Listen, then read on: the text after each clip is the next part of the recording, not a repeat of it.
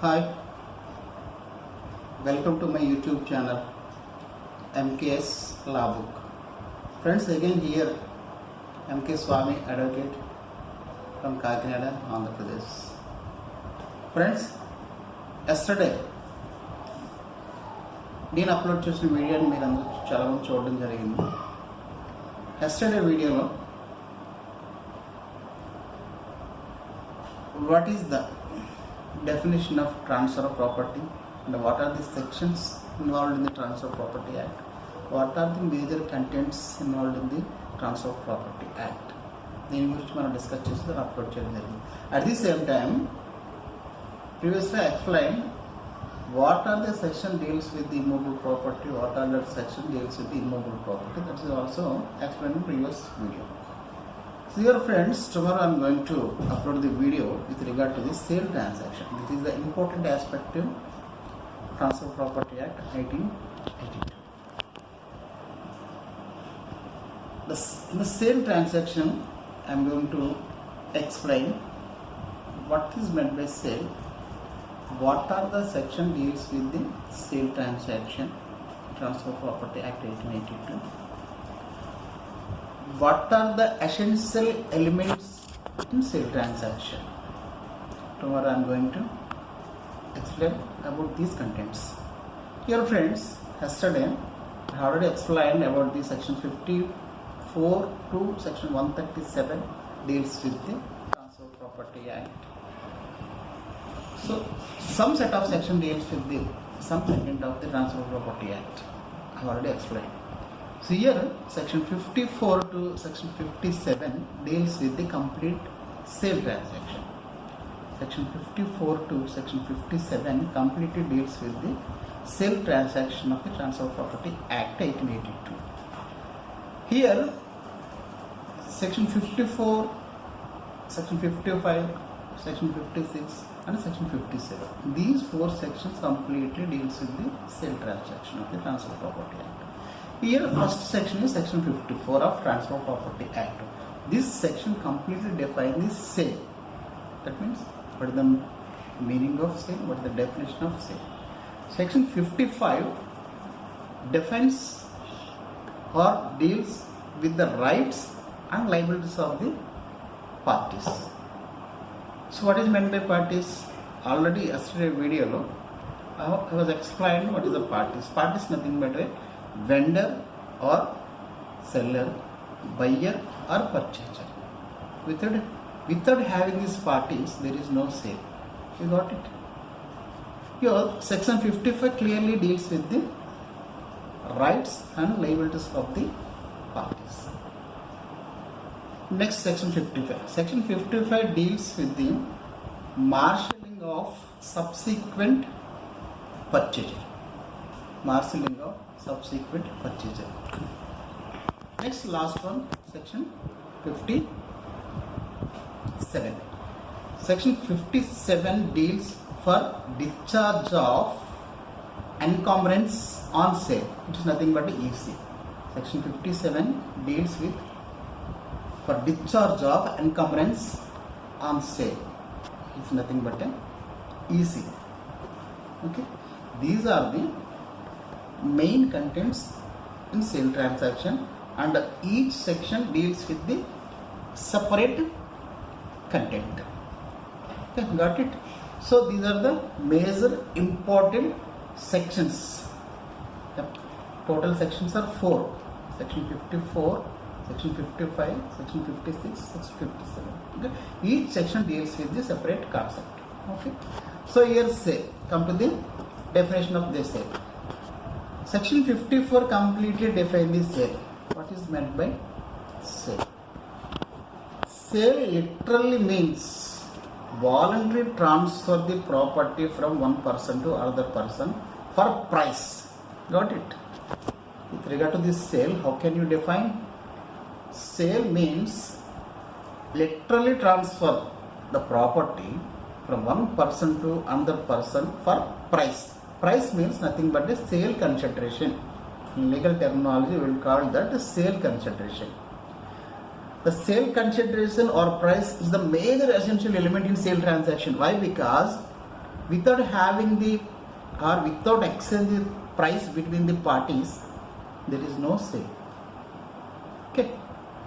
See here, section 54 completely define the sale. You got it? So how can you define the sale? What is the process of sale? Completely deals by the section 54 of the Transfer of Property Act. While doing the sale transaction, you have to identify some essential elements in sale. Because what are the essential elements are involved in this sale is a very important thing, because the sale is consisting of some elements. Without having some elements, there is no sale. That's why some essential elements are involved in the sale transaction. What are the elements are involved in the sale transaction? I will explain. The first one is parties. The first essential element in sale is parties. Parties means two types of parties comes under the parties. The first party is vendor or seller. The second party is buyer or purchaser. So this is the first major essential element in sale. Here we have to identify parties must be competent persons. Parties must be competent person. Whenever the party is ready to enter into this sale, the parties must be competent. Competent means I will explain. Both parties, vendor or buyer, both parties should be majors. Buyer and the vendor, both parties should be majors. Minors will not enter into the sale. Minors will not enter into the sale transaction. The second one, sound mind parties should be enter into the sale. Unsound mind parties will not enter into the sale transaction. If minors enter into the sale transaction, the sale will be invalid.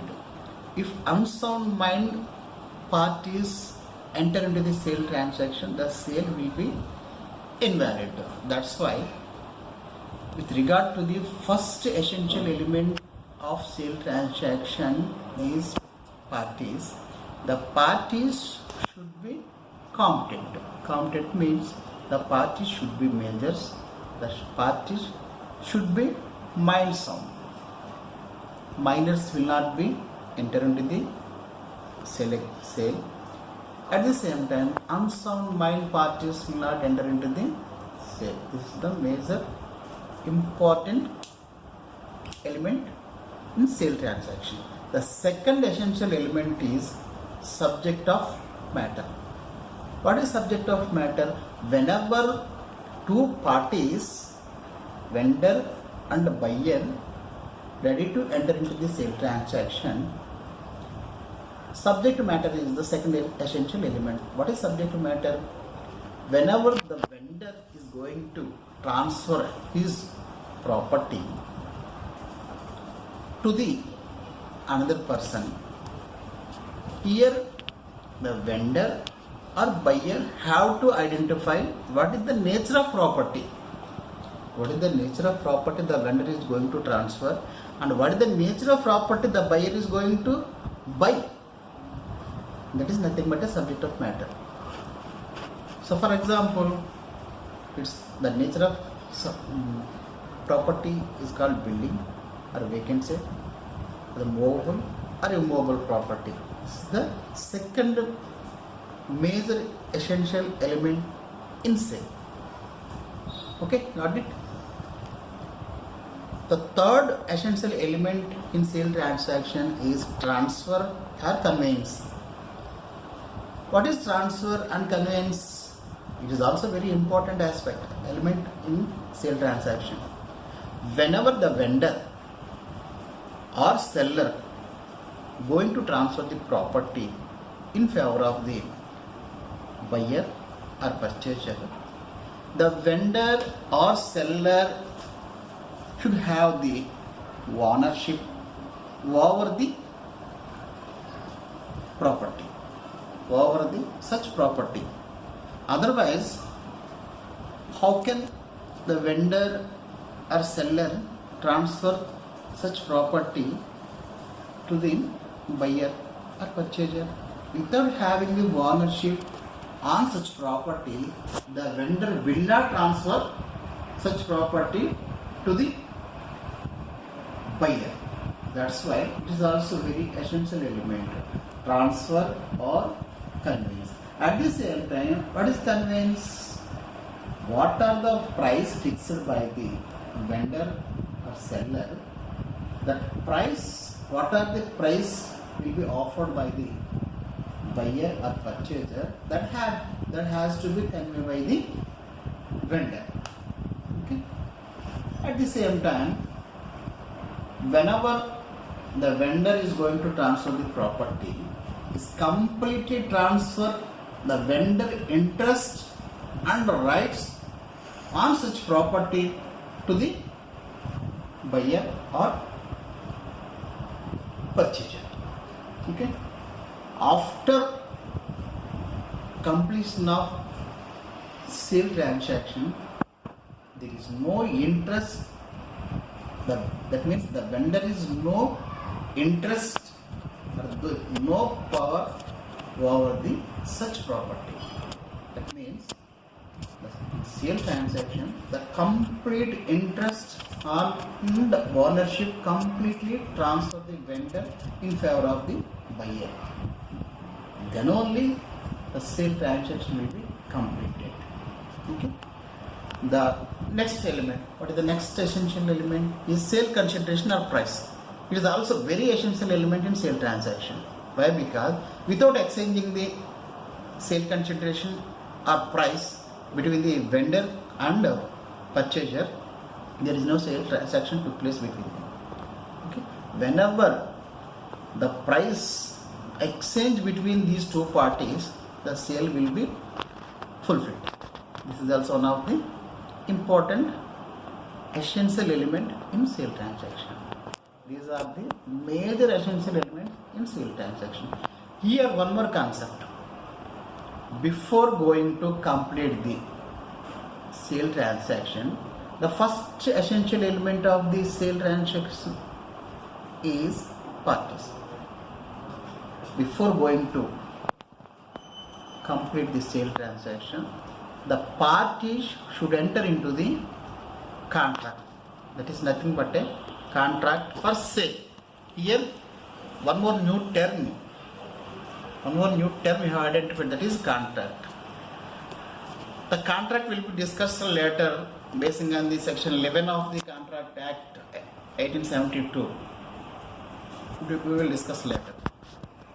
So before going to complete the sale transaction, both parties, vendor and buyer, should enter into the contract. It's nothing but a contract for sale. Contract simply you can define. Contract is nothing but a settlement of terms and conditions of particular sale. Settlements of terms and conditions on particular sale. Without entering into the contract, there is no sale. Before going to complete the sale transaction, both parties should enter into the contract. Basing on the contract is nothing but a settlement of issues, settlement of terms and conditions. Basing on those terms and conditions only, both parties are entered into the sale. Okay, that's why here before going to complete the sale transaction, both parties, buyer and purchaser, should enter into the contract. That is nothing but a contract for sale. Got it, friends? So what is meant by contract for sale? Here also you can identify two different types of sales. The first one is contract for sale, agreement to sell. There is a lot of difference between the contract for sale and agreement to sell. Okay, friends? So tomorrow I will explain between the differentiation of contract for sale and agreement to sell. Okay. So today what we will discuss? We will discuss about the sale transaction of Transfer of Property Act 1882. What are the section deals with the Transfer of Property Act, and what are the essential elements involved in the sale transaction, and each element and each and every element we have discussed. Okay friends, ఈ video మీరు watch చేసి మీకు ఏదైనా సలహాలు సందేహాలు ఉంటే నాకు నా యూట్యూబ్ ఛానల్ ద్వారా కానీ లేదా నా వాట్సాప్ నెంబర్ 8125985539 ద్వారా కానీ మీ అమూల్యమైన సలహాలు సందేహాలు పంపించగలరని కోరుచున్నాను. Thank you for watching.